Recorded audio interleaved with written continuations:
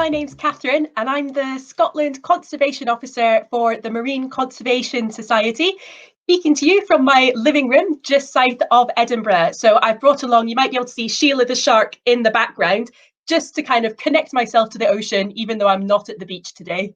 Hi, we are the young STEM leaders at St. Marnock Primary School. Hi Catherine, what does the Marine Conservation Society do and what do you do as a conservation officer? So what we do at the Marine Conservation Society is we're trying to protect, we're trying to recover and celebrate everything to do with our amazing ocean. So we are a charity, we're a UK charity, so we work in England, Wales, Scotland, Northern Ireland, and we even work in some of the UK overseas territories out in the Caribbean as well. We do a lot of work around the world, working with others, all about connecting to our ocean. So my job in particular is the Scotland Conservation Officer job. So as you can imagine, my job is about trying to protect, recover and celebrate the ocean all around Scotland. In particular though, you'll find me most of the time on the beach, doing beach cleans with volunteers, and then using the information on how much litter we find on our beaches, I can take that to the Scottish Government, I can take it to businesses, or I can help run campaigns to try and stop the amount of litter getting into our ocean and impacting some of our amazing sea creatures that live around Scotland. What STEM skills do you need for being a Marine Conservation Officer? We think numeracy, teamwork, communication and leadership skill. How do you apply skills in your daily work? Well, I actually apply a lot of STEM skills across my day, across my week, and the whole year in my job as well. I think the skills that you've identified, from numeracy, leadership, teamwork, I almost use every single day. So some examples would probably include around numeracy. Actually thinking about our beach cleans is really important, because our beach cleans aren't just about removing all the litter from the beach. We actually ask our volunteers to take part in something called citizen science or community science. So they actually download a survey form to take with them to the beach. So every item of litter they pick up, they identify it and count how many of that item they find. So for example, they might find 5 crisp packets, they might find 12 cigarette butts or 15 pieces of plastic. They have to put them all on their form and then add them all up to then upload them to our website. And then what I've got to do is look at all that information on a big spreadsheet and work out what are the main problems hitting Scotland's beaches. So which item is at our top 10. So numeracy is really important. But I can't do it all on my own. So teamwork is absolutely vital. So we've got a Beach Watch team who do an incredible job crunching all of that data and putting it into a big report that I can use for my campaigning. But it's not just working with people in the Marine Conservation Society. I work with so many other organisations across Scotland, across the UK, and across the world, including schools just like yours. Because the ocean is so big, and sadly the threat facing it is so big, we know we can't do it on our own. So working with other people through teamwork and through communication, as well as leadership as well, as bringing all those people together, are so important in my job. So loads of STEM skills are needed for working in marine conservation for sure. Catherine, that's such an interesting answer. You said there was the top 10 things that you found on the beach in Scotland. Can you give us a list of those top 10 or a few of them? I can do. So I've actually got a copy, you might be able to see that, of our Great British Beach Clean report. So this is what we put out every year after all the volunteers go out to our beaches and use those survey forms to collect all that information. And that's when we can start to use our numeracy skills, be making our top 10. We can also be doing different graphs as well. So it's not necessarily just being good at numeracy, it's how do you display that information into good ways that people can understand. So if I turn to our top 10, so this is for the UK, the number 1 item, which you're probably not going to be surprised at, was plastic. Now there was 143 pieces of plastic found for every 100 meters of beach. So for every 100 meters of beach, so imagine that's the 100-meter racetrack that you've maybe done as part of sports day, you would have actually found 140 pieces of plastic. You'd have had to have stopped and picked up a piece of plastic every single step. So that's a really scary number, and that's why it's number 1. Number 2 was cigarette stubs. That's really annoying when we're seeing cigarette litter still on our beaches. Glass was number 3. So broken glass, even something that could be easily recycled, is still ending up on our beaches. And then the rest of the top 10 includes things like fishing litter, so ropes and nets, it's crisp packets and it's bottles, caps and lids. And I hope you've all had lunch, but we also find things like wet wipes on our beaches that people have flushed down the toilet instead of putting in the bin and are ending up on our beaches as well. So it was really worrying that last year we found nearly 20 wet wipes for every 100 meters of beach.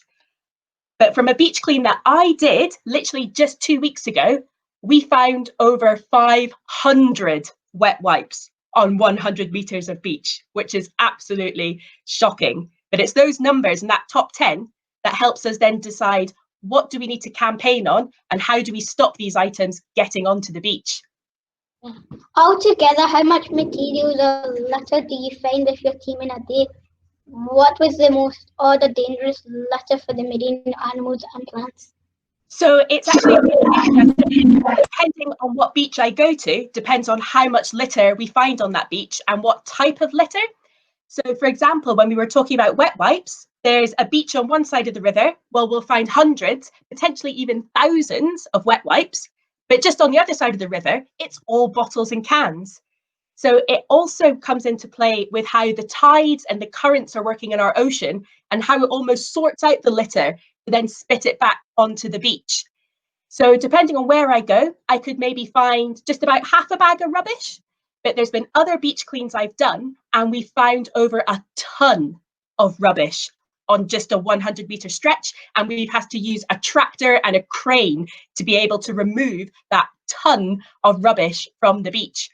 And that goes back to the importance of our team working again, working with other organizations to help with these big, massive beach cleans. And you're right, all of the different types of litter can impact our amazing sea creatures and the marine environment more generally. The category that's probably of biggest concern for me is plastic. And that's because our animals can accidentally eat it or get tangled up in it. But also when it starts to break down, it doesn't actually completely disappear. It just breaks down into smaller and smaller items until it becomes something known as microplastics. So you need a microscope to be able to see them.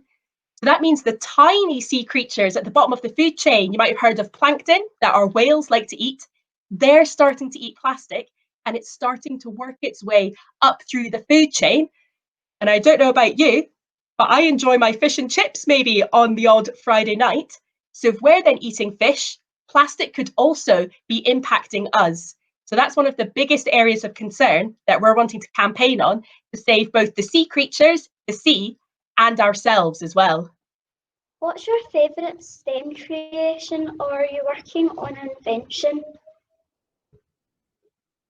Oh, I think that's a really difficult question. There's loads of brilliant STEM inventions that help me with my work.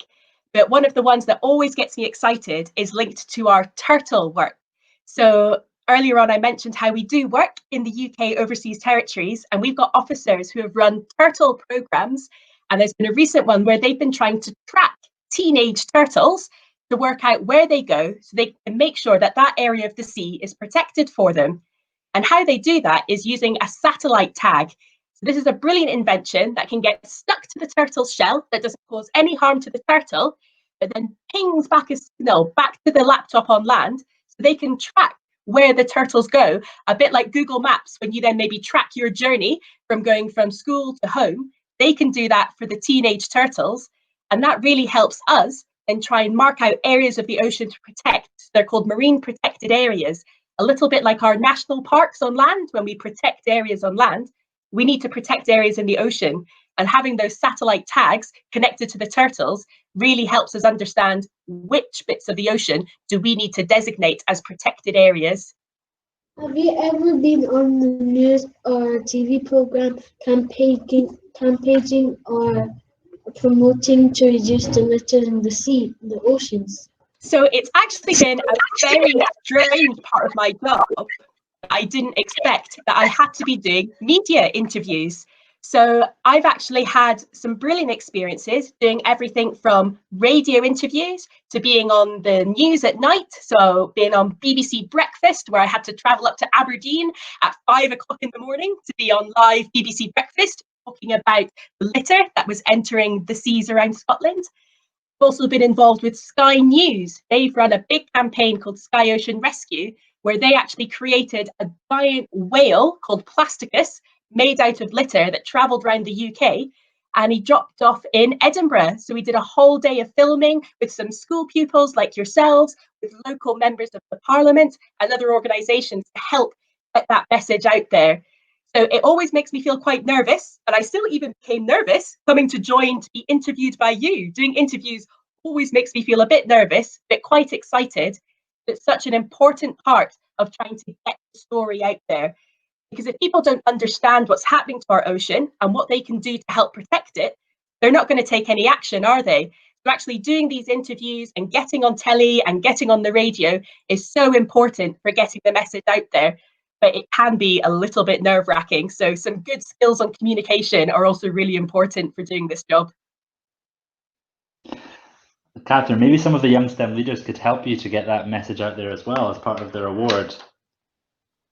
I think that would be fantastic. So if any of you are great storytellers, whether you like writing stories or you're an artist for creating posters or things that can get shared on social media, chat to your local newspaper, radio station, any ideas you've got. And if you can help communicate this message out, that would be absolutely brilliant.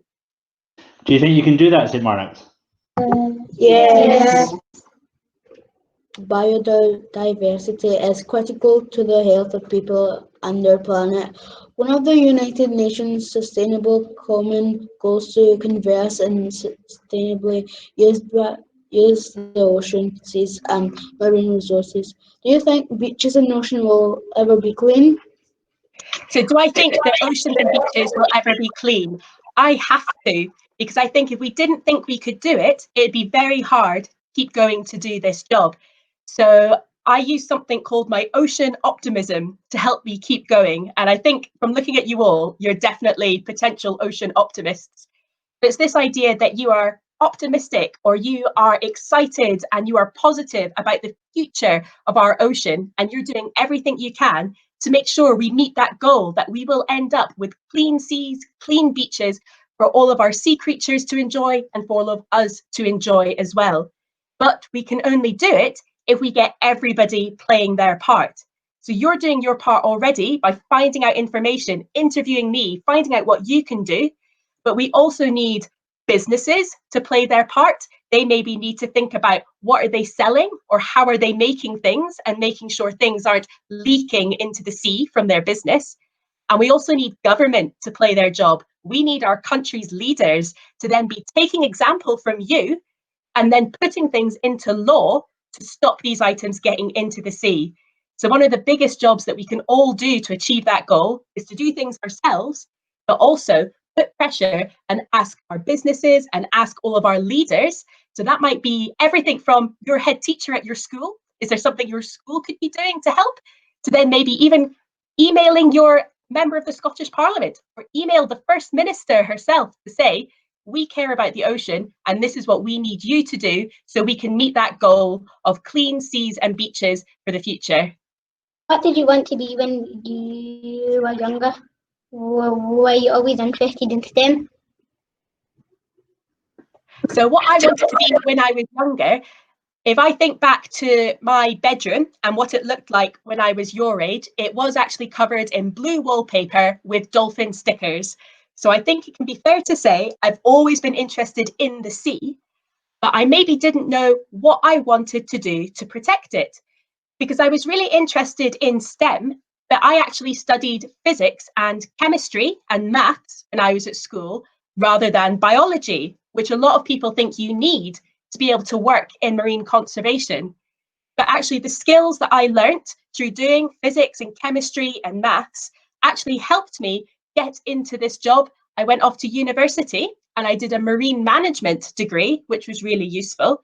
And it was actually from working outside of school that really helped me get this job. and I volunteered at a local dolphin centre up on the Murray Firth, where I could help people engage and find out what to do about the dolphins and how to help them. But I also worked at the Disney store, and what I've discovered working at the Disney store was I absolutely loved talking to people and communicating with them and letting them have fun. So I was trying to think, how do I take my love of STEM and all of the science subjects that I did at school, my love of the ocean, and then all of that fun I had in the Disney store. And then I started work in environmental education, and that's how I ended up with this job. So it doesn't matter what area of STEM you're interested in, there will definitely be a job in marine conservation for you. And actually, I probably started when I was about your age. One of the elements of the Young STEM Leader program is to inspire. Can you give us some ideas and tips how we can inspire others in STEM? So I think inspiring others to take action or to take part is so important. Going back to that teamwork idea, we can't do it all on our own. And it can also be a lot of work if you feel like you're just doing it on your own. So inspiration can come from the smallest of places, just having a conversation with a friend after school or on the walk home and just say, this is what I did today. Did you know that there's a charity out there that looks to look after the sea around Scotland and that you can help? That might just be the inspiration they need to go home and Google who we are and how they can then help. But also think about what you are good at. What's your passion? What do you really enjoy doing? And see how you can then be inspirational for other people to get involved in STEM. So it might be that you really like talking. You might want to do a presentation at an assembly. You might want to see if the school could let you put out some tweets on their Twitter account to try and tell your story and inspire others on how to get involved.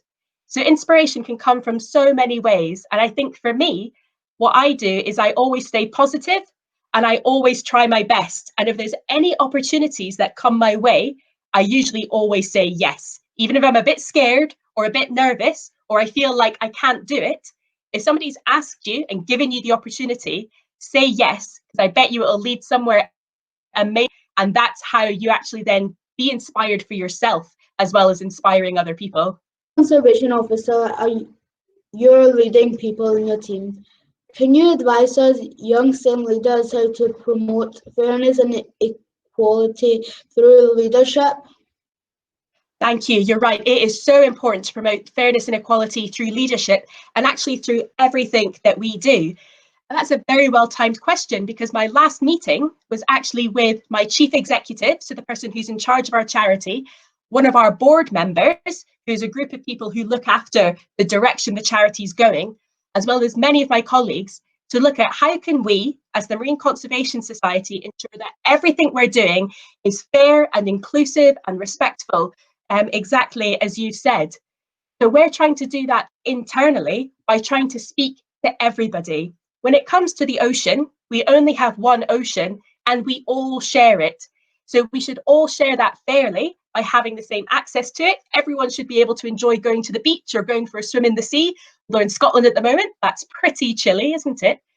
It's also important that everybody has their voice heard in how to protect it. So what I try and do is I try and speak to as many different people as possible throughout my daily job. So that might be speaking to all of you. And it'd be great to ask you some questions on what you think that we could be doing to help protect the sea, involving your voice. It might also be trying to attend other workshops or other meetings. And it's all about continually learning as well and learning from other people.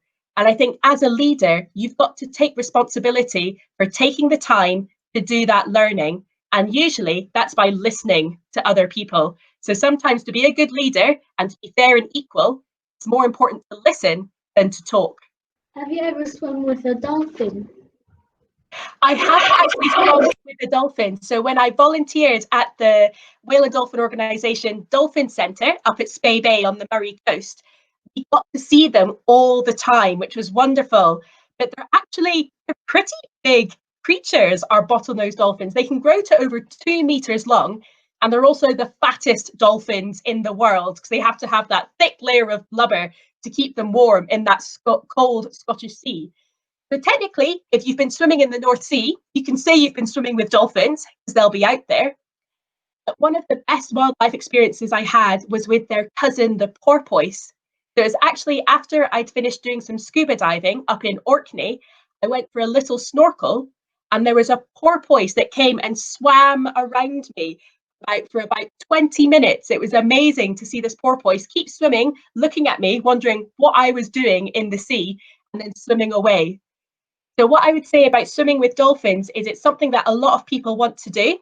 But what the best thing is to do is to go out into the sea, into their natural environment. And if you can see them in the wild, that's the best place to see them because that's where they belong. And there's some amazing wildlife around the whole Scottish Sea. So if you're feeling brave, hop up on a wetsuit, see where you can go snorkeling, and you never know, you might come face to face with a dolphin. What is your favourite sea animal or plant? Oh, my favourite sea animal or plant. I think that almost changes every day because there's so many of them. You might tell that I'm quite a fan of sharks. I've got my shark dress on today and I've got Sheila the shark in the background. But I think one of my favourite creatures I get to promote as working for the Marine Conservation Society is the leatherback sea turtle. So leatherback turtles are the world's largest turtle, almost about the same size as my car. They are huge. And they come to Scotland every summer to eat jellyfish. So you might not know, I didn't know until I started this job that we get turtles in Scotland, which is so exciting. And that's why we need to find out what creatures are living here so we can protect them, but also get people excited about it. A lot of people look out at Scotland seas and be like, oh, it's just cold, grey, there's nothing living out there. And we have some amazing creatures. And I find one of my favourite ways to talk about my favourite sea creature, the turtle, is to teach people the underwater signal for turtle, because when we're diving, we obviously can't talk like we're talking just now. We rely on hand signals. So give me a nod if you'd like to learn the underwater turtle signal. We've got a few nods there. So it's really easy. If you put both your hands out in front of you like this, and then one on top of the other, and then if you kind of clasp all your fingers together, but leave your thumbs out, and then you roll your thumbs like this, that is the underwater symbol for turtle. So one of the brilliant things you can now do is teach other people that underwater symbol for turtle, tell them that we get them in Scotland, but they're under threat from the litter that's entering our ocean. So then tell them to maybe get in touch with us at the Marine Conservation Society or talk to you about actions they can do to help save our turtles. In Scotland, we eat a lot of seafood. Do you eat seafood? So I love eating seafood, and you're right, in Scotland we eat a lot of it and we have such amazing, great local seafood. So some of my amazing colleagues produce something called the Good Fish Guide. So if anyone eats seafood, what they can do is they can download the Good Fish Guide as an app on their phone, or they can look at it on the website, and you can then look up the fish that you like to eat and see if it's sustainable, see if it is the right fish to be eating, because sometimes if we eat too much of a certain fish, there's not going to be enough to last. So we maybe need to stop eating it for a while. Or maybe if that fish is being caught with big nets that our dolphins might be getting tangled up in, we shouldn't be eating that fish either, because we don't want our dolphins to be then getting caught while they're out fishing. So what I always do is before I eat any seafood is I check on the Good Fish Guide what seafood is really sustainable just now, and that's then the seafood that I go for. So if anyone else enjoys their fish and chips or any other seafood, make sure they check that out, and then you know that you're choosing the best choice for the sea, as well as enjoying some of the amazing seafood from Scotland. Catherine, I wonder if you have any questions for our young STEM leaders? I do. So I think I'm going to put one of your questions to me back at you. And how do you think, as young STEM leaders, you can make sure that young people are involved in ocean conservation in a fair and equal way? I was just thinking there that, as how you said that we can just email, for example, like the First Minister and stuff like that, to say on the news, like just a reminder that we've still got animals living in the ocean and we still have to try our best to protect them and not litter as much as we do. So that might be one. I think that's brilliant. And I think it's really important that we let all young people know that even though you're not allowed to vote yet because you're not old enough, you are still very much allowed to email or to write to the First Minister or to your member of Parliament who represents your area. So I think letting other young people know that they can write to politicians who can then change laws or raise issues on your behalf is a really important one. I think that's a great idea. The other question I have, while you're thinking about some other ideas, is have you got a favourite sea creature? And if so, what would it be? And then you could maybe try and think up what would the dive signal for it be? And that could be another thing that you can link to your communications to the rest of the school is what sea creature is your favourite? What hand signal would it be? And then you can ask them, here's the activity we want you to do to help protect it. So I actually like sharks and dolphins. I don't really eat fish and chips. The last time that I ate fish and chips was a very long time ago. So I don't really eat fish. But that's brilliant, because if you're not eating the fish, that's one of the most sustainable options as well, if you choose not to eat it. But if your favourite creature is a shark or a dolphin, the underwater dive signal for that is a really easy one. It's just a fin on top of your head. And that's your underwater one for a shark, which I think is a really good one. And for sharks in Scotland, we actually get the world's second largest shark here in Scotland as well, the basking shark, which is probably approaching the length of a school bus. So they are huge, but they're a bit like some of our whales. They only eat the tiny little plankton. So they go around with these big open mouths, sucking up all the plankton. So if you like sharks, definitely look up the basking shark after this. My favourite sea creatures are the bottlenose dolphin, as you said, and a seahorse and a turtle as well. As you can tell, I love the ocean, so I don't really eat that much seafood. I'm a vegan, so I will try not to eat the animals that much. That's really good. That's really sustainable. And I can tell, when anyone asks somebody who loves the ocean their favourite sea creature, they can never come up with one. There's always lots because you love so many of them as well. And I think what's a brilliant thing to do as kind of becoming a leader is to continue learning.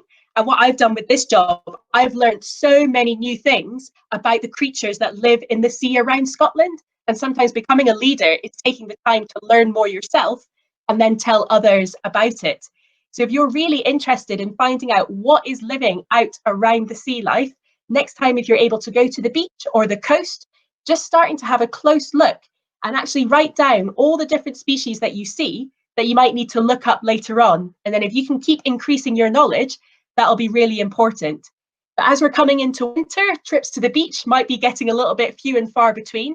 There's loads of amazing resources on the Marine Conservation Society website. If you go to our Cool Seas website, which is our education website, there's loads of extra information on all the different creatures that live around the sea, which I think you'd really enjoy. Thank you, Catherine, for the interview.